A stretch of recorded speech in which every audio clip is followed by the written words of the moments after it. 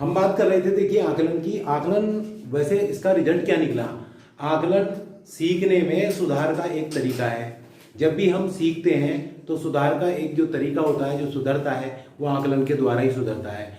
देखिए मैं आपसे बार बार एक ही बात कह रहा हूँ, आप ध्यान से इस वीडियो को पूरे को देखिए। मैं आपको विश्वास दिलाता हूँ कि आप 30 में से 30 करके आओगे, क्योंकि यहाँ मैंने उन सभी बातों को, उन सभी कॉन्सेप्ट को सम्मिलित किया है जो सारे पॉजिटिव होते हैं और इससे बाहर कुछ बनता नहीं है, ऐसा मेरा मानना है। ठीक है, उसके बाद देखिए दोस्तों, मूल्यांकन। मैं आपको एक बात बताऊं, मूल्यांकन होता क्या है? मूल्यांकन जो होता है वो उद्देश्यों के आधार पर होता है। किसके आधार पर होता है? उद्देश्यों के आधार पर होता है। और मूल्यांकन होता क्या है? बच्चों के सीखने के स्तर का ज्ञान होता है। मूल्यांकन के द्वारा क्या होता है? बच्चों के सीखने के स्तर का ज्ञान होता है। और मूल्यांकन जो होता है उद्देश्यों के आधार पर होता है। आपको बिल्कुल ध्यान दीजिए, प्रैक्टिकली सोचिए। अध्यापक क्लास में पढ़ाता है, उसके बाद क्या करता है वो बताइए? आपका मूल्यांकन करता है। तो कहने का मतलब वो है कि बच्चे के सीखने के स्तर का ज्ञान होता है और मूल्यांकन उद्देश्यों के आधार पर होता है। तो मूल्यांकन का उद्देश्य क्या होता है? सीखने में होने वाली कमियों का निदान एवं उपचार। सीखने में होने वाली कमियों का निदान एवं उपचार। आपको कहीं भी प्रश्न में निदान और उपचार नजर आ जाए तो उत्तर लगा देना, प्रश्न भी पढ़ने की जरूरत नहीं है। निदान क्या होता है? निदान का मतलब होता है कमियां जानना, कारण जानना। आप डॉक्टर के पास जाते हो तो डॉक्टर क्या करता है? पहले कारण पता करता है, भाई क्यों बीमार हो, क्या है आपको, खांसी है, जुकाम है या क्या है। आजकल तो अगर खांसी जुकाम का नाम लेना भी गुनाह है कि कोरोना ही सिद्ध हो जाता है तुरंत। तो कहने का मतलब यह है कि निदान का मतलब है कारण जानना। ठीक है, कभी कभी वो पता कर लेते हैं समस्या का कारण जानना क्या कहलाता है? निदानात्मक परीक्षा। क्या कहलाता है? निदान। और निदान के बाद होता है उपचारात्मक शिक्षण, रेमेडियल टीचिंग। दोबारा से किया गया शिक्षण उपचारात्मक शिक्षण कहलाता है। तो जब भी आपको निदान और उपचार कहीं भी ऑप्शन में नजर आ जाए, आपके उत्तर होते हैं। कभी कभी वो कह देता है समस्या का कारण जानना क्या कहलाता है? निदानात्मक परीक्षा कहलाता है। और निदान के बाद में क्या होता है? उपचार होता है। तो ये आप बहुत अच्छे से ध्यान रख लें। समावेशी शिक्षा। समावेशी शिक्षा क्या है? सामान्य बच्चे और विशिष्ट बच्चों को एक साथ प्रदान की जाने वाली शिक्षा समावेशी शिक्षा की कहलाती है। यानी कि निःशक्त बच्चों को प्रदान की जाने वाली शिक्षा क्या कहलाती है? समावेशी शिक्षा कहलाती है। इसमें सामान्य बच्चे और विशिष्ट बच्चों को एक साथ पढ़ाया जाता है और ये नियमित विद्यालयों में ही दी जाती है। कहीं भी आपको समावेशी ऑप्शन नजर आए, कहीं भी, तुरंत आपका उत्तर होगा। समावेशी शिक्षा कहीं भी आए, निदान और ये कहीं भी आपको दिखाई दे, उपचार दिखाई दे, तुरंत उत्तर होगा। आप इन बातों को नोट कर लीजिए और समझिए और सीखिए, फिर देखिए आप कितना अच्छा कर पाएंगे। समावेशी शिक्षा मैंने अभी आपको बता रहा था, नियमित विद्यालयों में सभी प्रकार के बालकों का बिना किसी भेदभाव से स्वागत करना। सभी प्रकार के बालकों का बिना किसी भेदभाव से स्वागत करना समावेशी शिक्षा होती है। सभी प्रकार के बालक कौन से होते हैं? जो दिव्यांग बच्चे होते हैं, हैंडीकैप्ड बच्चे होते हैं, श्रवण बाधित होते हैं, मूक बधिर होते हैं, दृष्टि बाधित होते हैं, यानी कि सभी प्रकार के सामान्य बच्चे और विशेष बच्चों का बिना किसी भेदभाव के स्वागत करना समावेशी शिक्षा कहलाती है। नियमित विद्यालय में प्रदान की जाती है। समावेशी शिक्षा मानती है हमें व्यवस्था को बच्चे के अनुरूप बदलना है। अरे ये नहीं है कि हमारी व्यवस्था ये है बच्चों इसको फॉलो करो, ना, हमें अपनी व्यवस्था को बच्चों के अनुरूप बदलना होता है। समावेशी शिक्षा ये मानती है बच्चों के अनुरूप हमको बदलना है अपनी व्यवस्था को। हमारी शिक्षा व्यवस्था बच्चों के अनुरूप होनी चाहिए। ये तो वही बात हुई, हमारी शिक्षा व्यवस्था बच्चों के अनुरूप होनी चाहिए। बालक की आवश्यकता को ध्यान में रखते हुए उसके लिए उपयोगी शिक्षा देनी चाहिए। अरे बालक को किस बात की आवश्यकता है, हमें वही शिक्षा प्रदान करनी चाहिए। समावेशी शिक्षा कक्षा में विविधता का उत्सव मनाती है। विविधता का क्यों? अरे भैया सामान्य बच्चे भी हैं और विशिष्ट बच्चे भी हैं, तो इसलिए किसका हुआ? विविधता का उत्सव मनाती है। बिल्कुल ध्यान से आप सुनिए, ध्यान से पढ़िए, यू विल गेट आप पूरे नंबर, पक्की बात कह रहा हूं मैं। उसके बाद देखिए समावेशी शिक्षा होगी, आपको अच्छे से समझ में आ गया होगा जैसा मैं मानता हूं। अब है मिड डे मील। देखो जो मिड डे मील है, मध्याह्न भोजन अवकाश है, इसकी शुरुआत हुई थी 15 अगस्त 1995 को तमिलनाडु से। सबसे पहले तो पहले बच्चों को 3 किलो जो है गेहूं और चावल दिया जाता था। उसके बाद में 2001 के में सुप्रीम कोर्ट के हस्तक्षेप के बाद में बच्चों को पका हुआ भोजन दिया जाने लगा। तो पका हुआ भोजन जो था, जो प्राइमरी स्तर पे था, 450 कैलोरी और 12 ग्राम प्रोटीन दिया जाता था, और जो उच्च प्राथमिक स्तर पे था 700 ग्राम कैलोरी और 20 ग्राम प्रोटीन दिया जाने लगा। तो ये जो मिड डे मील होता है, इसका मतलब क्या होता है? मानवीय योजनाओं का समर्थन करता है। क्या करता है? मानवीय योजनाओं का। अरे मिड डे मील बच्चों को एक साथ नहीं दिया जाता, सारे बच्चे एक लाइन में बैठ जाते हैं, एक साथ करते हैं, वहां से मानवीय योजनाओं का समर्थन करता है। समझ गया ना? तो वहां से बच्चा जो मानवता की बातें सीखता है, और ये मानवीय योजना मतलब आगे हमें कैसे रहना है, कैसे करना है, तो मिड डे मील से मानवीय योजनाओं का समर्थन करता है। चिंतन, भाई चिंतन क्या है? चिंतन एक संज्ञानात्मक गतिविधि है। चिंतन क्या है? मैंने आपको समस्या दे दी क्लास में, जब समस्या मैंने आपको दे दी तो आप चिंतन करने लगोगे। चिंतन करोगे या ना करोगे? बोलो। ब्रेन स्टॉर्मिंग का नाम सुना होगा आपने। वो कब होता है? जब हम आपके सामने समस्या उत्पन्न करते हैं तो ब्रेन स्टॉर्मिंग होता है, यानी कि चिंतन करते हो आप। और जब चिंतन करोगे तो समस्या को हल करने के लिए गेटिंग टू नो करोगे, जानकारी प्राप्त करोगे, वही संज्ञानात्मक गतिविधि है या ना है? बस प्रैक्टिकली सोचो, उत्तर मिलने शुरू हो जाएंगे। उसके बाद देखो बाल मनोविज्ञान का क्षेत्र। मैंने अभी आपको पीछे एक बात बताई थी अभी थोड़ी देर पहले, कि प्रत्येक शिक्षक को बाल मनोविज्ञान का ज्ञान होना चाहिए, बताई थी नहीं? और बाल मनोविज्ञान का क्षेत्र क्या कहां तक होता है? बात कर रहे हैं बालक की, वही प्रैक्टिकल बात है। अरे बात कब से होना चाहिए? गर्भ अवस्था से किशोर अवस्था की विशेषताओं का अध्ययन, क्योंकि बालक किशोर अवस्था के बाद तो प्रौढ़ अवस्था में आ जाता है। तो बाल अवस्था कहां कब तक का अध्ययन किया जाता है बाल मनोविज्ञान में? बोलो। गर्भकालीन अवस्था से लेकर किशोर अवस्था की विशेषताओं का अध्ययन किसमें किया जाता है? बाल मनोविज्ञान का ये क्षेत्र होता है। ठीक है। उसके बाद देखिए मानव विकास का क्षेत्र। मानव का जो विकास होता है वो किस तरह से होता है, ये कभी कभी पता कर लेते हैं, तो हमें नहीं पता होता है कि पहले संज्ञानात्मक विकास होता है, शारीरिक होता है या सामाजिक होता है। तो देखो सबसे पहले शारीरिक, उसके बाद में संज्ञानात्मक, उसके बाद में संवेगात्मक, उसके बाद में सामाजिक। ठीक है। और जो विकास होता है वो गर्भकालीन अवस्था से ही आरंभ हो जाता है। सबसे पहले शारीरिक, संज्ञानात्मक, संवेगात्मक और सामाजिक। आप इन्हीं सभी कॉन्सेप्ट को ध्यान से एक बार देखो, हमारे कहने से आप बिल्कुल बहुत अच्छा करोगे, बहुत अच्छा पेपर करोगे। और मैं आपको एक बात और बताता हूं आपको, ये जो मैं आपको पेडागॉजी करा रहा हूं, नाम तो इसका सीडीपी है, वैसे सीडीपी का मतलब बाल विकास का पेपर पढ़ा रहा हूं, यही पेडागॉजी आपको सभी पेपर में मतलब आपको के लिए बहुत ही एक ब्रह्मास्त्र का काम करेगी।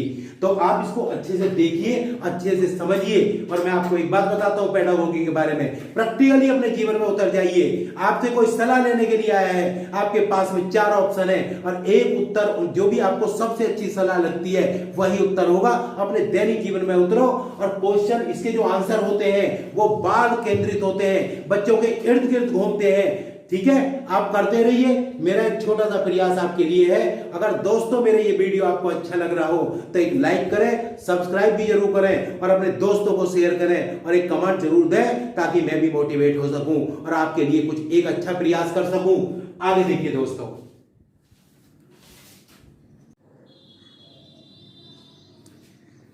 देखिए दोस्तों, मैं आपसे कह रहा था प्रत्येक अध्यापक को बाल मनोविज्ञान का ज्ञान होना चाहिए।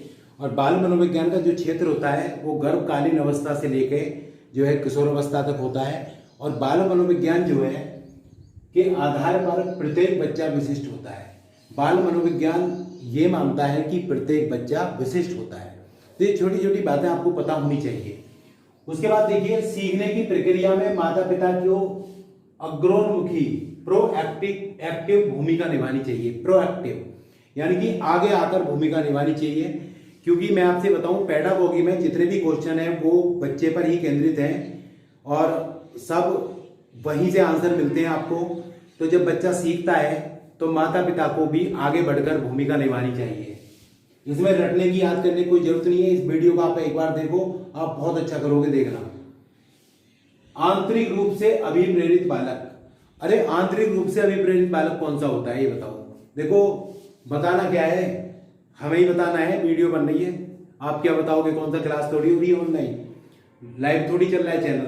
देखो आंतरिक रूप से अभिप्रेरित बालक कौन सा होता है, ये होता है जो बालक, जैसे कोई बच्चा है, कोई भी बच्चा ले लो, पिंकी कोई बच्ची है, वो कहती नहीं है, वो सोचती है कि मुझे इंटर कॉलेज का लेक्चरर बनना है, ठीक है, इंटर कॉलेज का जो है मुझे लेक्चरर बनना है, आंतरिक रूप से सोच रही है वो, तो उसे क्या कहोगे आप, बोलो आंतरिक रूप से अभिप्रेरित। या कोई बच्चा सोचता है कि मुझे डॉक्टर बनना है, ठीक है, तो वो आंतरिक रूप से अभिप्रेरित बालक होता है। ध्वनियां जो होती है, ध्वनि की सबसे छोटी इकाई स्वनिम होती है। जो ध्वनियां होती है, हम जो ध्वनि बोलते हैं, ध्वनि जो होती है उसकी सबसे छोटी इकाई कौन सी होती है, स्वनिम। किसकी, ध्वनि की सबसे छोटी इकाई स्वनिम। जैसे ए पे नार, आ पे आम, छोटी पे इमली, बड़ी से ईंट, छोटे से उल्लू, बड़े से, है ना, रे पे ऋषि, ए पे एडी, ये सब क्या है, ये सब है हमारे स्वनिम, ठीक है। कैसे, जैसे गमन का मतलब होता है जाना, आगमन का मतलब क्या होता है, आना, तो इनमें स्वनिम लग रहा नहीं लग रहा, बताओ, आ ग, बोलो। तो ध्वनि की सबसे छोटी इकाई क्या है, स्वनिम होती है। पहले बच्चा ऐसे ही करता है, करता नहीं करता है, बोलो, ठीक है, तो वो ध्वनि निकालता है ऐसे करके। तो ध्वनि की सबसे छोटी इकाई, गमन का मतलब जाना, तो इसमें गा लग रहा नहीं लग रहा, ठीक है, तो मैं समझता हूँ कि आप समझ गए होंगे। अच्छा, रूपिम क्या होता है, रूपिम होता है शब्द का छोटा रूप, और स्वनिम होता है ध्वनि की छोटी इकाई। रूपिम होता है शब्द का छोटा रूप। तो परंतु इस समय बच्चे जो होते हैं, छोटा बच्चा होता है, उनका पूर्ण बौद्धिक विकास नहीं होता है, ठीक है। बच्चे छोटे छोटे शब्दों का उच्चारण करते हैं, छोटे छोटे शब्दों का उच्चारण करते हैं, उसे हम रूपिंग कहते हैं। जैसे बच्चा कहता है आना, आना, पप्पा, मम्मा, ये छोटे छोटे रूप, ये क्या है, ये रूपिम है। और वो कर रहा ये क्या कर रहा है, ये क्या है, ये स्वनिम है, और ये क्या है, रूपिम है। आप अच्छे से समझिए, एक बार क्वेश्चन पता कर लिया गया था, इसलिए मैंने इसकी चर्चा की है। देखिए, आप वीडियो देखिए, मोटिवेशनल ताकत मैंने बहुत दी है आपको यहाँ, ऐसा मेरा आइडिया है, मानना है, ठीक है। समावेशन, समावेशन क्या होता है, सभी बच्चों को नियमित विद्यालय प्रणाली में समान शिक्षा प्राप्त करने का अधिकार है। सभी बच्चों को जो है नियमित विद्यालय प्रणाली में समान शिक्षा प्राप्त करने का अधिकार है। कहीं भी आपको रुचि शब्द नजर आ जाए, उत्तर होगा। बहुभाषी कक्षा क्या होती है, बहुभाषी जो कक्षा होती है एक संसाधन के रूप में काम करती है। ये वैसे जो है हिंदी की पेडागोगी में भी क्वेश्चन कई बार पूछा गया है, ये यहाँ साइकोलॉजी में भी आ गया है। ये साइकोलॉजी में आ गया चॉम्स्की की वजह से, क्योंकि उन्होंने भाषा के सिद्धांतों की चर्चा की है, इसलिए। देखो बहुभाषी कक्षा कौन सी होती है, बोलो। कक्षा में अलग अलग बैकग्राउंड के बच्चे होते हैं, तो वही कक्षा क्या होती है, भाषा विविधता वाली कक्षा कहलाती है। और ये जो बहुभाषी कक्षा होती है, ये कोई समस्या नहीं होती है, एक चुनौती तो हो सकती है, परंतु ये एक संसाधन के रूप में काम करती है, ठीक है। उसके बाद जो बच्चे स्वाभाविक रूप से प्रेरित होते हैं, वे सीखने में सक्षम होते हैं। देखो सभी कुछ बच्चे ऐसे होते हैं ना, स्वाभाविक रूप से ही सीखने में सक्षम है, उनको हमने कोई ट्रेनिंग में नहीं दी है, तो क्या होते हैं, जो स्वाभाविक रूप से प्रेरित है वो सीखने में सक्षम है। यही ना कि दूसरा आके प्रेरित कर रहा है जब भी सीखेगा। तो मैं बार बार वही बात कर रहा हूँ, इस वीडियो को एक बार अच्छे से देखो, एक नोट बना लो अपनी कॉपी पे, और फिर उसको, ये पेडागोगी सभी में काम आएगी। बिल्कुल थोड़ा सा हटके बनाने का प्रयास किया गया है ताकि आप लोगों का फायदा हो सके। तो उसके बाद अगला पॉइंट देखिए दोस्तों, आगे देखिए बाल केंद्रित शिक्षा। बाल केंद्रित शिक्षा क्वेश्चन पता किया जाता है, बाल केंद्रित शिक्षा, प्रगतिशील शिक्षा से हमेशा क्वेश्चन पता किए जाते हैं। मैंने इस वीडियो में उन्हीं कॉन्सेप्ट को लिया है और प्रयास किया है कि बिल्कुल पेपर मतलब इसी से मिले आपको, आपका फायदा हो। तो बाल केंद्रित शिक्षा में, बाल केंद्रित शिक्षा होती क्या है, ये बिल्कुल बच्चों पर केंद्रित होती है, और बाल केंद्रित शिक्षा का काम होता है बालकों का सर्वांगीण विकास करना। और बाल केंद्रित शिक्षा के बारे में जॉन डीवी ने बताया था। ठीक है, तो बाल केंद्रित शिक्षा में बच्चे व्यक्तिगत और सामूहिक दोनों रूप से सीखते हैं। बाल केंद्रित शिक्षा में बच्चे एक तो व्यक्तिगत रूप से भी सीखते हैं और सामूहिक रूप से भी सीखते हैं। ठीक है, उसके बाद देखिए, जो बाल केंद्रित शिक्षा होती है, डीवी ने एक बात कही थी, बच्चों के अनुभवों और उनकी आवाज को प्रमुखता देना। यानी कि हमें बच्चों के अनुभव और उनकी आवाज को प्रमुखता देना चाहिए। उनकी आवाज को प्रमुखता देना, ये बात किसने कही थी? डीवी ने कही थी। उसके बाद देखिए, बाल केंद्रित शिक्षा में बालकों की रुचियों, प्रवृत्तियों, क्षमताओं को ध्यान में रखकर शिक्षा प्रदान करना ही बाल केंद्रित शिक्षा कहलाता है। मतलब बच्चे की रुचि क्या है, उसकी क्षमता क्या है, उसकी प्रवृत्ति क्या है, उसको ध्यान में रखकर ही शिक्षा देना है, बाल केंद्रित शिक्षा। अच्छा, इसके कुछ सिद्धांत हैं, एक बार थोड़ा देख लेना। बातें वही है जो पॉजिटिव निकल के आ रही है सब। बालकों को क्रियाशील रखकर शिक्षा प्रदान करना, हमें बालक को क्रियाशील, बिल्कुल एक्टिव रखना है और शिक्षा प्रदान करनी है। देखिए, मैं आपको एक बात बताऊं, क्रियाशील का क्या है। रविंद्रनाथ टैगोर के आश्रम में जब बच्चे पढ़ते थे तो बच्चे कहते थे पढ़ते पढ़ते गुरुजी दौड़ाऊं, तो गुरुजी कहते थे अवश्य। इनका ये मानना था, देखिए अगर शरीर हमारा सही रहेगा, क्रियाशील रहेगा बच्चा, तो जल्दी सीखेगा। बच्चे उनके आश्रम में तालाब में नहाते थे, नहाने देते थे, बच्चे पेड़ पर चढ़ जाते थे, चढ़ने देते थे। तो हमें बच्चों को क्रियाशील रखना है, शिक्षा प्रदान करनी है। बालकों की शिक्षा उद्देश्य परक हो, शिक्षा का कोई ना कोई उद्देश्य होना चाहिए। बालकों की योग्यता व रुचि के अनुसार विषय वस्तु का चयन करना चाहिए। बालक की योग्यता और विषय, और जो उसकी इंटरेस्ट किस सब्जेक्ट में है, उसी के अनुसार ही विषय वस्तु का को वो चयन करे। ये ना कि बच्चे की रुचि तो नहीं है साइकोलॉजी में, जबरदस्ती हम उसे साइकोलॉजी दिला रहे हैं। बच्चे की रुचि नहीं है मैथ में, जबरदस्ती मैथ में दिला रहे हैं। तो ना बच्चा इधर का रहता ना उधर का रहता। सब्जेक्ट कोई बुरा नहीं होता, बस सब्जेक्ट पे पकड़ होनी चाहिए। बच्चे की रुचि के अनुसार अगर हम बच्चे को मतलब की शिक्षा प्रदान कराएं तो बच्चा आईएएस भी बन सकता है, कुछ भी कर सकता है वो। और जब होता है ना मरा मरे में खींच रहा, जिंदा जिंदे में खींच रहा, ना बालक इधर का रहता ना उधर का रहता। कोई विषय बुरा नहीं होता, हिस्ट्री हो, पॉलिटिकल हो, सोशियोलॉजी हो, ज्योग्राफी हो, केमिस्ट्री हो, फिजिक्स हो, मैथ हो, कोई नहीं होता। जिसमें बच्चे की रुचि है, बच्चा जो चाहता है, आप उसको पढ़ाइए। रचनात्मक कार्य जैसे हस्तकला आदि के द्वारा शिक्षण, मतलब हस्तकला रचनात्मक कार्यों के द्वारा शिक्षण दो, बच्चा और अच्छे से सीखेगा। पाठ्यक्रम को छोटे छोटे हिस्सों में बांटकर शिक्षण, पाठ्यक्रम को छोटे छोटे हिस्सों में बांट दो, बच्चे का सेल्फ कॉन्फिडेंस बढ़ता है, आत्मविश्वास बढ़ता है। तो ये बाल केंद्रित शिक्षा में बच्चों की अभिव्यक्ति और सक्रिय भागीदारी को महत्व देना चाहिए। ठीक है, जो बच्चे अभिव्यक्त करना चाहते हैं और जो भागीदारी निभाना चाहते हैं उसको महत्व देना चाहिए। तो ये जॉन डीवी ने इसको त्रिमुखी प्रक्रिया कहा था, ट्राइपोलर प्रोसेस कहा था। किसको? बाल केंद्रित शिक्षा को। इसमें अध्यापक होता है, बालक होता है, पाठ्यक्रम होता है। ठीक है, ट्राइपोलर कहा था। तो देखिए सब बातें बिल्कुल एकदम से पॉजिटिव हैं और आप इसको देखिए, बस थोड़ा ध्यान से एक बार पढ़ लीजिए, फिर देखिए आप कितना अच्छा पेपर करके आते हो। तो ये था बाल केंद्रित शिक्षा। और अगला है देखिए आपका प्रगतिशील शिक्षा। देखिए दोस्तों, बाल केंद्रित शिक्षा के बाद अब हम बात करते हैं प्रगतिशील शिक्षा की। प्रगतिशील शिक्षा जो है ये भी डीवी ने दी थी। और बार बार किसको कहते हैं? अरे भाई किसको कहते हैं प्रगतिशील शिक्षा? बार बार ली जाने वाली परीक्षा।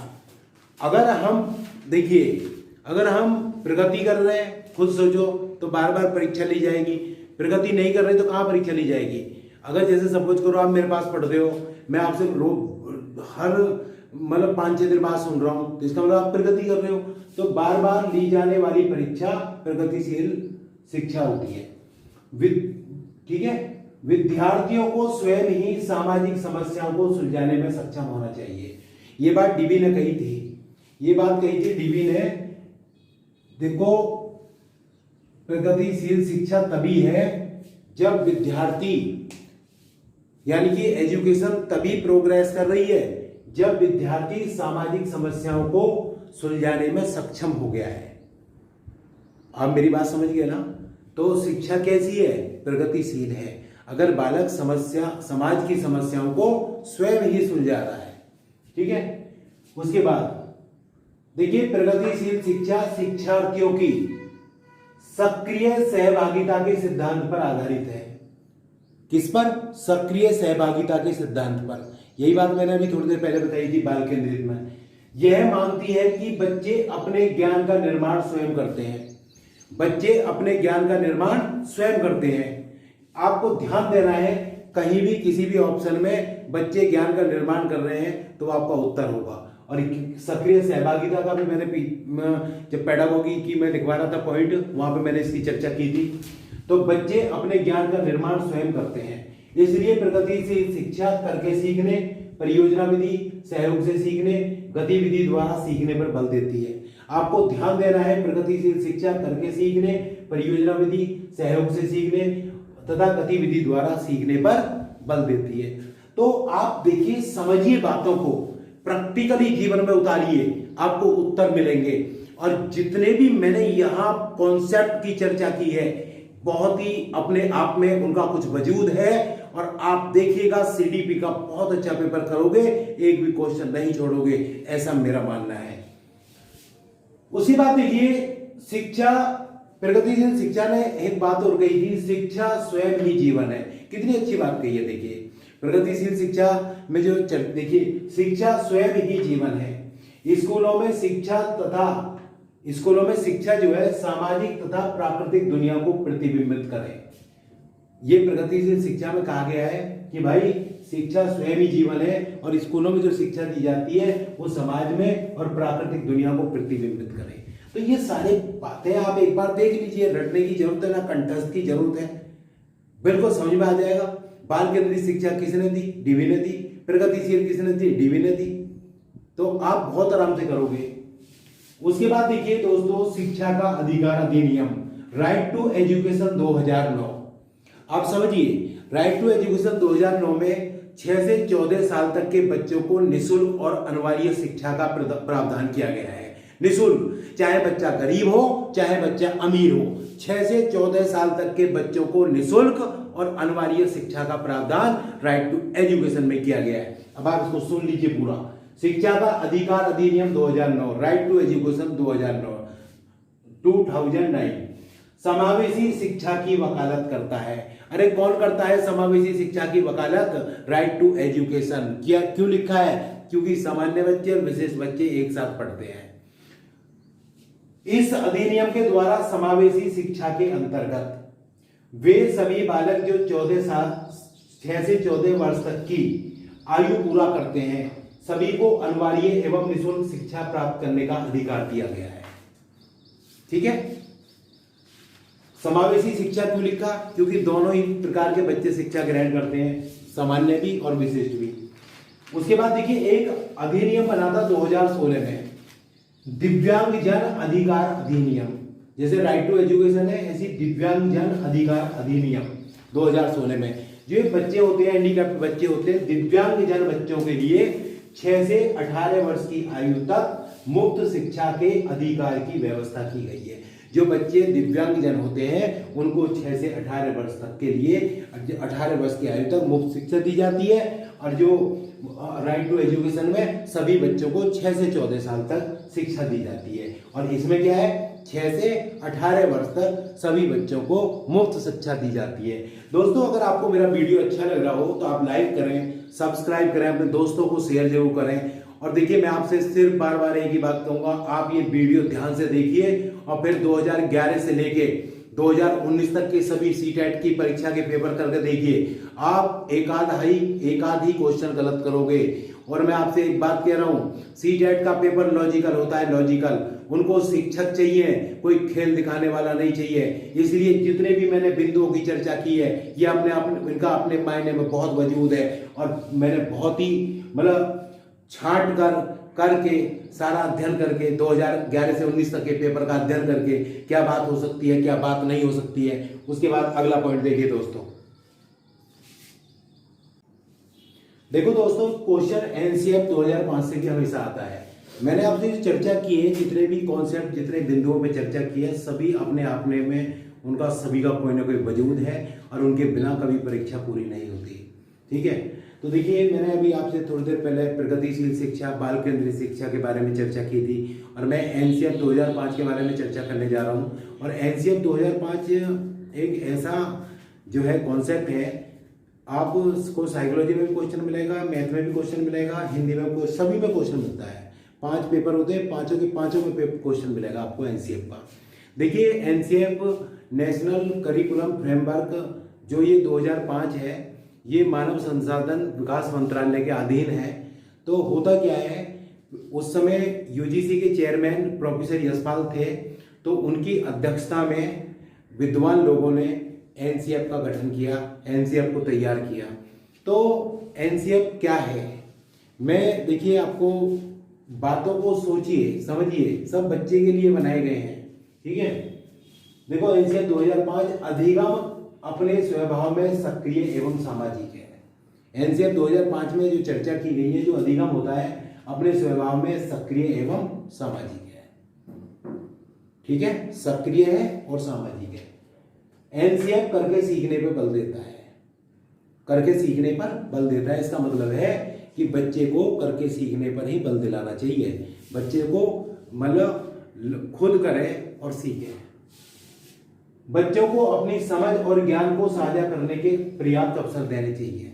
बच्चे को ज्ञान और समझ और ज्ञान को साझा करने के पर्याप्त अवसर देने चाहिए। सभी पॉजिटिव बातें निकल के आ रही है, देख लीजिए आप।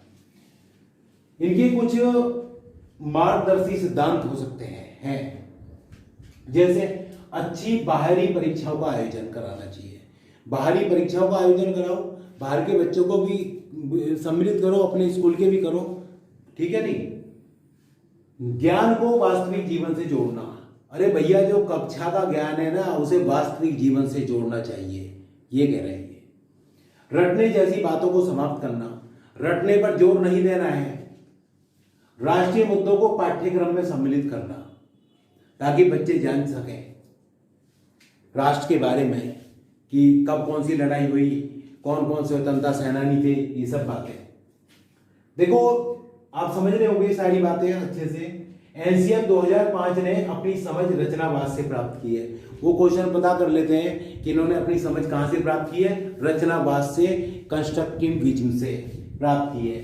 सारे बच्चे अपने ज्ञान का निर्माण स्वयं करें, सब बच्चे अपने ज्ञान का निर्माण स्वयं करें। ये तो तीसरी बार रिपीट हुआ मेरी इस वीडियो में, ज्ञान का निर्माण स्वयं करें। ठीक है, तो कहां से करिए इसने, इसमें मेन बात क्या है, देखो रचनावाद पे ध्यान देना है आपको, एक रटने जैसी बात को, एक ज्ञान को वास्तविक जीवन से जोड़ना और करके सीखने पर बल, ये सब बातें बड़ी अच्छी हैं और आपको पता होनी चाहिए। ठीक है, एनसीएफ 2005 के अनुसार एक चर्चा हो रही है, गलतियां इन कारण से महत्वपूर्ण है। जो बच्चे गलतियां करते हैं ना, इन कारण से महत्वपूर्ण है क्योंकि वे बच्चों के विचारों को समझने का एक तरीका उपलब्ध कराती है। जो गलतियां होती है ना, बच्चों के विचारों को समझने का एक तरीका उपलब्ध कराती हैं। हम गलतियों से समझ पाते हैं सारी बातें, जिससे अवगत होकर अध्यापक उनके विचारों भावों को निर्देशित करता है। अरे भाई बच्चे ने कौन सी गलती की है, तो भावों को और किसको बोलो, विचारों को निर्देशित करता है। कौन करता है, अध्यापक करता है, जो बच्चे ने गलतियां की है। अच्छा, एनसीएफ का सूत्र क्या है, बिना बोझ के अधिगम, learning without burden. Learning without burden NCF का सूत्र है, मतलब कि बिना बोझ के अधिगम। आप पर मान कौन रहा है, आज देख लो जितने भी पब्लिक स्कूल हैं, बच्चा बैग लटक गया यूं चले, सीधा खड़ा ही ना हो जाता, बिना बोझ के अधिगम हो कहां रहा है बताइए आप, नहीं हो रहा। तो हम लोग खुद गलती कर रहे हैं। हम चाहते हैं कि बच्चा एक दिन में कलेक्टर हो जा, अरे भैया एक दिन में कलेक्टर ना होगा, उसे तो जब कलेक्टर होना होगा वो तभी होगा। जबरदस्ती किताबें मत थोपो, है नहीं है। आप देखिएगा, यही इन्होंने एक बात और कही थी, मातृभाषा पे बहुत जोर दिया था। बच्चे को मातृभाषा में ही शिक्षा बताना चाहिए, उससे तर्क होता है, उससे चिंतन होता है। अब मातृभाषा है कहां, बताओ आप, मातृभाषा तो बच्ची नहीं है। अरे बच्चा हुआ, पब्लिक स्कूल में डाल दिया, वहां क्या है, बच्चे का मतलब नहीं होता है कुछ भी, वो सीधा पढ़ेगा सी इजे गाओ, सी इजे काओ, सी है 4 टांग, सी है 1 पूंछ, सी है फलाना, सी है ठिकाना। बच्चा कहां कुछ करेगा आप बताइए, है, उसे अर्थ का पता नहीं है बिल्कुल भी, कहां चिंतन करेगा। तो खैर ये तो भैया अपने व्यक्तिगत बच्चे, हम कर क्या सकते हैं, किसको क्या करना है क्या नहीं है। मेरा तो मतलब ये है कि एनसीएफ का सूत्र है, बिना बोझ के अधिगम, learning without burden, learning without burden. और ये दिया था रविंद्रनाथ टैगोर के। मैं रविंद्रनाथ टैगोर को बार बार सत सत नमन करता हूं, प्रणाम करता हूं, एक ऐसे गुरु को जो इनके निबंध था सभ्यता और प्रकृति से लिया गया था। इनके आश्रम में बच्चे पढ़ते थे, कहते थे गुरुजी दौड़ाऊं, कहते थे अवश्य, बिल्कुल एकदम से बच्चे को प्रकृति की गोद में पढ़ाते थे। खैर रविंद्रनाथ टैगोर के निबंध से लिए गया है। अभी इसमें थोड़ी सी बातें और बचती हैं दोस्तों, फिर हमारी नैया पार होने वाली है। और अगला पॉइंट देखिएगा। देखो दोस्तों आगे यह है आवश्यकता का सिद्धांत। इसको अभिप्रेरणा का सिद्धांत भी कहते हैं, प्रेरणा का सिद्धांत भी कहते हैं। ये दिया था मैस्लो ने। मैस्लो ने दिया था। प्रेरणा होती क्या है? देखो प्रेरणा जो शब्द है ये लैटिन भाषा के मोटम से लिया गया है। मोटम का अर्थ होता है मूव, मोटर, मोशन, यानी कि तीनों का मतलब है गति। इसका मतलब क्या हुआ? अभिप्रेरणा में गति का होना अनिवार्य है। एक मनोवैज्ञानिक थे क्रैच और क्रचफील्ड, उन्होंने कहा था अभिप्रेरणा हमारी क्यों का उत्तर देती है। हम किसी से प्यार क्यों करते हैं, किसी से घृणा क्यों करते हैं, किसान तपती दोपहरी में हल क्यों जोतता है, छात्र सारी सारी रात क्यों पढ़ता है। देखो मैं आपसे एक बात कहना चाहता हूं, शिक्षा जीवन जो होता है चलते रहने का नाम है, ठीक है ना। तो शिक्षा जो होती है पूरी जिंदगी चलती है, और जीवन जो होता है चलते रहने का नाम है। प्रत्येक क्रिया के पीछे एक बल काम करता है जिसे हम प्रेरक बल कहते हैं। तो अभिप्रेरणा भी एक बल है जो प्राणी को निश्चित दिशा में चलने के लिए बाध्य करता है। प्रेरणा में दो तीन बातें होनी बहुत जरूरी है। एक तो प्रशंसा, प्रोत्साहन, प्रतिद्वंदता। अगर तीनों बातें, अगर हम किसी की प्रशंसा करते हैं तो किसी से कहते हैं you are looking very smart, तो हो सके 2-3 दिन, सप्ताह में 3-4 दिन वही कपड़े पहन कर दिखाए जाए, ठीक है ना। तो अध्यापक को बालक की प्रशंसा करनी चाहिए, उसको प्रोत्साहित करना चाहिए, उसमें कंपटीशन की भावना जागृत करनी चाहिए। अब मैं यहां बात करता हूं आवश्यकता के सिद्धांत की। ये दिया था मैस्लो ने। इन्होंने 5 बातें बताई थी। पहले व्यक्ति अपनी आवश्यकता पूरी करता है, फिर सुरक्षा, फिर प्रेम और स्नेह, फिर आत्मसम्मान चाहता है, फिर आत्म अनुभूति। आत्म अनुभूति को कहते हैं सेल्फ एक्चुअलाइजेशन। इसका क्या मतलब होता है? इसका मतलब ये होता है जब व्यक्ति मतलब सब कामों से फ्री हो जाता है तो अंतिम पड़ाव पर यह सोचता है कि तूने अपने जीवन में क्या अच्छा किया है, क्या बुरा किया है। अगर उसने जीवन में अपने कुछ अच्छा किया है तो आत्मानुभूति, तो वो क्या सोचता है, मैं सॉरी गलत बोल गया दोस्तों, माफी चाहता हूं।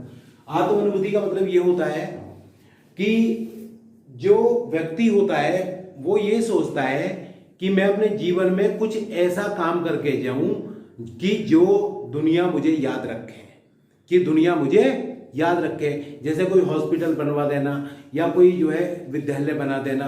तो इनका जो होता है वो पहले आवश्यकता, फिर सुरक्षा, फिर प्रेम और स्नेह करता है, फिर आत्मसम्मान चाहता है, फिर जो है आत्म अनुभूति चाहता है। तो मैस्लो का ये सिद्धांत था।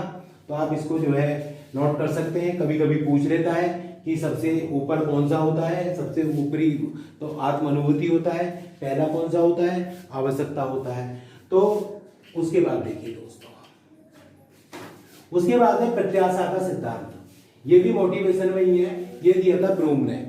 तो प्रत्याशा, एक्सपेक्टेशन, यानी कि हमारी एक्सपेक्टेशन क्या है, प्रत्याशा क्या है, प्रत्याशा का सिद्धांत ये दिया था ब्रूम ने।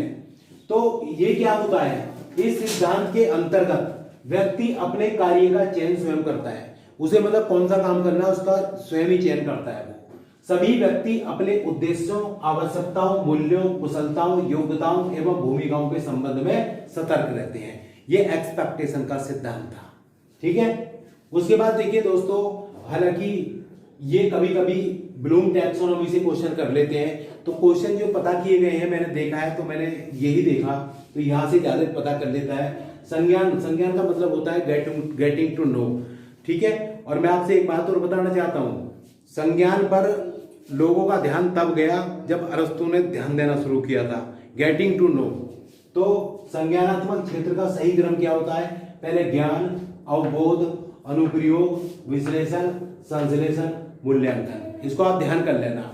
उसके बाद देखिए ब्लूम, जो आप बीएड में पढ़ते हो, पेडागोगी जो पढ़ते हो, जो मेथड वाला पेपर पढ़ते हो, उसमें दूसरे चैप्टर में ब्लूम टैक्सोनॉमी दे रखी है आपको।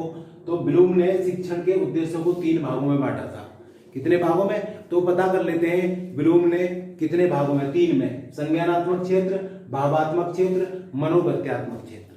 तो उन्होंने 3 भागों में बांटा था, इसको भी आप ध्यान कर लें। उसके बाद देखिए दोस्तों, एक जनरल बात है, प्राथमिक कक्षा में विषय वस्तु को विद्यार्थी के जीवन के साथ संबंधित करके अधिगम को बढ़ा सकती है। अगर प्राथमिक कक्षा में कोई विषय वस्तु है, अगर हम उसे विद्यार्थी के जीवन के साथ संबंधित कर दें तो अधिगम बढ़ जाता है। आप समझ गए ना? जैसे मैं भी थोड़ी देर पहले एनसीएफ की बात कर रहा था कि ज्ञान को वास्तविक जीवन से जोड़ना, तो यहाँ क्या जो विषय वस्तु होती है उसे विद्यार्थी के जीवन के साथ जोड़ दीजिए तो बालक जो अधिगम करने लगता है। उसके बाद देखिए, प्राथमिक विद्यालय के बच्चे उस वातावरण में सबसे प्रभावी ढंग से सीखेंगे। ठीक है, क्वेश्चन हमेशा पूछते हैं वो प्राइमरी के ऊपर, इसलिए मैंने इनकी यह चर्चा कर दी है। प्राथमिक विद्यालय के बच्चे उस वातावरण में सबसे प्रभावी ढंग से सीखेंगे जहां उनकी संवेगात्मक आवश्यकताओं की पूर्ति होती है, जहां वो संवेगात्मक रूप से उनकी आवश्यकताओं की पूर्ति होती है। संवेग क्या होते हैं? जब एक्साइटमेंट में फीलिंग आने लगे तो उसे हम संवेग कहते हैं। ठीक है, और वे अनुभव करते हैं कि वे महत्वपूर्ण है। जब हम किसी के संवेग की पूर्ति हो रही है तो वो खुद ही अनुभव करेंगे कि भाई वे महत्वपूर्ण है। देखो, अब बात आती है किशोर अवस्था की। किशोर अवस्था में कभी कभी वो क्वेश्चन पता कर लेते हैं। वैसे क्वेश्चन जो पता किया गया वो अक्सर ये पूछता है, वो बहुत ज्यादा बार पता किया गया है। देखो, किशोर जो होता है दुश्चिंता और स्वयं से सरोकार का अनुभव करता है। जब बालक किशोर अवस्था में आ जाता है, 12 साल से ऊपर का होता है, तो क्या करता है? वो चिंता में रहता है और स्वयं से सरोकार का अनुभव करता है। किशोर अवस्था में कठिन, गहन एवं जटिल समाजीकरण होता है। अगर आपसे क्वेश्चन क्या पता कर लेते हैं, कठिन, गहन और जटिल समाजीकरण किस अवस्था में होता है? किशोर अवस्था में होता है। आप खुद प्रैक्टिकली देख सकते हैं, किशोर कठिन, गहन और जटिल समाजीकरण कौन सी अवस्था में होता है? किशोर अवस्था में होता है। समवयस्क समूह के सक्रिय सदस्य किस अवस्था में बनते हैं? बोलो, पीयर ग्रुप के समवयस्क के जो सक्रिय, देखो नहीं, किशोर अवस्था में जब बच्चा आ जाता है तो वो मतलब सक्रिय सदस्य हो जाते हैं, फिर उनकी फ्रेंडशिप अच्छी रहती है, बढ़िया रहती है, देखा होगा आपने। तो समवयस्क समूह के सक्रिय सदस्य किशोर अवस्था में। आप याद रहे, देखिए, समवयस्क समूह के सक्रिय सदस्य किशोर अवस्था में, और किशोर कठिन, गहन और जटिल समाजीकरण किशोर अवस्था में, और दुश्चिंता और स्वयं से सरोकार का अनुभव किशोर अवस्था में। और एक बात और मैं बताना चाहता हूँ, कोई भी किशोर अवस्था की परिभाषा आ जा, जैसे कि किशोर अवस्था जो है मतलब संघर्ष, तूफान, परेशानी का काल है, किसने कहा? Stanley hall. क्योंकि किशोर अवस्था की जो ज्यादा परिभाषाएं कही है वो स्टैनले हॉल ने कही है। तो आप इसमें ये 2-3 बातें ध्यान रखें। आगे देखिए दोस्तों, जो हकलाने की समस्या होती है, हकलाने की समस्या से प्रवर्धित वाक, जिसको प्रोलॉन्ग्ड स्पीच कहते हैं, से निपटा जा सकता है। यानी कि बच्चे को मतलब लंबे लंबे स्पीच पढ़ने का मौका देना चाहिए, पूरे पाठ को पढ़ने का मौका देना चाहिए। तो होता क्या है, उससे जो है हकलाने की समस्या से निपटा जा सकता है। शेषावस्था में बच्चों के क्रियाकलाप मूल प्रवृत्ति से बिल्कुल मूल प्रवर्त्यात्मक होते हैं, यानी कि मूल प्रवृत्ति से जुड़े हुए होते हैं। क्या? बच्चों के जो भी क्रियाकलाप होते हैं किससे जुड़े होते हैं? मूल प्रवृत्ति से। और मूल प्रवृत्ति को किसने दिया था? मैकडूगल ने दिया था। देखो, मैं से मूल प्रवृत्ति और मैं से मैकडूगल, ऐसे याद कर लीजिए। ठीक है, शेषावस्था में जो भी क्रियाकलाप करता है बच्चा, वो मूल प्रवृत्ति से जुड़े होते हैं। मूल प्रवृत्ति को दिया था मैकडूगल ने। देखो, स्वयं केंद्रित अवस्था होती है जन्म से 2 वर्ष तक। स्वयं केंद्रित, बच्चा अपने ऊपर ही केंद्रित होता है 2 साल तक का बच्चा। भाषा कौशल का विकास, भाषा कौशल जो होते हैं, देखिएगा कौन कौन से होते हैं? सुनना, बोलना, पढ़ना, लिखना। और ये एक ही क्रम में इनका विकास होता है और ये एक दूसरे से अंतर संबंधित होते हैं। ठीक है नहीं? अब देखो, अगर बच्चा सुनेगा नहीं तो बोलेगा नहीं, बच्चा पढ़ना नहीं सीख सकता, लिख नहीं सकता। इनका एक क्रम में विकास होता है। और देखिए, ये जो बोलना होता है, बोलने में सबसे बड़ी बात क्या होती है? शुद्ध उच्चारण। शुद्ध उच्चारण, ये चीज ध्यान देने की है। ठीक है ना? और ये बोलना क्या है? शुद्ध उच्चारण। ठीक है, उसके बाद देखिएगा लिखना, लिखना भी कह सकते हो। लिखने का सबसे अच्छी बात क्या है? अभिव्यक्त करना। आप लिख के अभिव्यक्त नहीं करते हो क्या? ठीक है, पहले तो लेटर लिखते थे हम लोग, कुछ भी लेटर नकल, अब तो व्हाट्सएप पे भी अभिव्यक्त करते हैं लिखना। प्रैक्टिकली बातें शुरू से ही कहता आ रहा हूँ। अच्छा, अधिगम शैली, देखिए सभी की अधिगम शैली, लर्निंग स्टाइल अलग होता है। कोई शांत कमरे में पढ़ना पसंद करता है, कोई ग्रुप में चाहता है, कोई दो के साथ पढ़ना चाहता है, देखा होगा ना, तो उसको लर्निंग स्टाइल कहते हैं। जैसे कि सुरेश सामान्य रूप से एक शांत कमरे में अकेले पढ़ना चाहता है, तो ये क्या है, उसका लर्निंग स्टाइल है। ठीक है, अब देखो, अगर कोई विद्यार्थी कक्षा में प्रश्न पूछ रहा है, इसका मतलब है अनुप्रेरित शिक्षण। क्या है, अनुप्रेरित शिक्षण। बच्चा तभी प्रश्न पूछेगा जब शिक्षक अच्छा पढ़ाता हो और जब जो है सभी छात्र मोटिवेट होते हो, सबकी बात समझ में आती हो। अगर बच्चा तुम्हारे पढ़ाने के बाद में प्रश्न पूछ रहा है तो उसको क्या कहते हैं, अनुप्रेरित शिक्षण कहते हैं। अच्छा, अपराधी प्रवृत्ति, सबसे अधिक अपराध किसके कारण होते हैं, आर्थिक प्रभाव के कारण, गरीबी के कारण। प्रोफेसर उदय शंकर ने भी एक सर्वेक्षण किया था, तो उन्होंने बताया था कि 83% जो है निर्धन परिवारों के बच्चे गरीब होते हैं। ठीक है ना, मतलब कहने का ये है कि आर्थिक इकोनॉमिक कंडीशन जो है ये अपराधी का सबसे बड़ा कारण होती है। क्योंकि क्या करें, जब जीविका चलाने के लिए व्यक्ति अपराधी बन जाता है, अच्छे अच्छों के दिमाग खराब हो जाते हैं अगर इकोनॉमिक कंडीशन ठीक नहीं है। ठीक है ना, सृजनात्मकता, इसको कहते हैं क्रिएटिविटी, क्रिएट करना। यानी कि हमारे पास जो उपलब्ध साधन है, हमारे पास जो उपलब्ध साधन है उनमें से, उन्हीं साधनों में से नई वस्तु को बनाना जो है क्रिएटिविटी कहलाता है।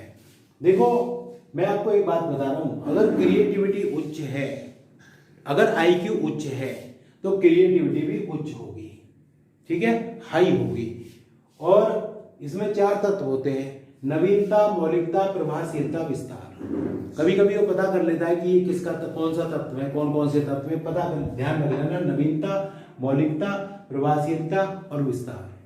देखिए, जो व्यक्ति अपने विचारों के द्वारा दूसरों के विचार में परिवर्तन करते हैं, वो क्या, उसमें क्या होती है, सृजनात्मकता होती है। जो व्यक्ति वर्तमान स्तर से हटके आगे की सोचे, उसमें क्या होता है, सृजनात्मकता होती है। ठीक है ना, जो समस्या, जो अपनी प्रॉब्लम, समस्या की पुनर्व्याख्या करे, उसमें सृजनात्मकता होती है। जैसे वकील होते हैं, समस्या की री एक्सप्लेन करते हैं, अध्यापक होते हैं। ठीक है ना, और जो एडजस्टमेंट करना सीख जाए, क्रिएटिविटी होती है। उसके बाद देखिए, संप्रत्यात्मक विकास के लिए अध्यापक को उदाहरण देने चाहिए। बच्चे में जो है बहुत अच्छा विकास होगा, जनरल बात है। तो अच्छा, परिपक्वता किस अवस्था में आती है, प्रौढ़ अवस्था में आती है। ये बातें पता कर लेते हैं वो, परिपक्वता कब आती है, तो जो है प्रौढ़ अवस्था में आती है। अगर दोस्तों मेरा वीडियो अच्छा लगा हो तो लाइक करें, सब्सक्राइब करें, घंटी को जरूर दबाएं, दोस्तों को भी शेयर करें और कमेंट जरूर दें। मैं आपसे वादा करता हूं और मैं दावा करता हूं, आप इस वीडियो को ढंग से देखिए, आप 28, 29, 30 नंबर CDP में लेके आओगे। बहुत अच्छा वीडियो मैंने आपके लिए बनाया है दोस्तों, कमेंट जरूर करना और इसको पढ़ के देखिए। आपको किसी कोचिंग की आवश्यकता है, न किसी बात की आवश्यकता है, कहीं जाने की आवश्यकता नहीं है। इस वीडियो से आप पूरा पेपर हल करोगे और इसकी जो पेडागोगी है वो अन्य पर्यावरण में भी, हिंदी में भी, मैथ में भी, अंग्रेजी में भी सब जगह काम करेगी। जो मैंने लिखवाई है ना, ये पूरा घंटे भर से ज्यादा का वीडियो बनता जा रहा है। मैंने कोशिश की है पूरी, मतलब CDP को एक ही वीडियो में समेटने की, परंतु वाइगोटस्की और कोहलबर्ग और जो प्याजे, इन तीनों का मैं एक अलग वीडियो बनाऊंगा। तो देखिए दोस्तों, अब आगे देखिए और थोड़ा सा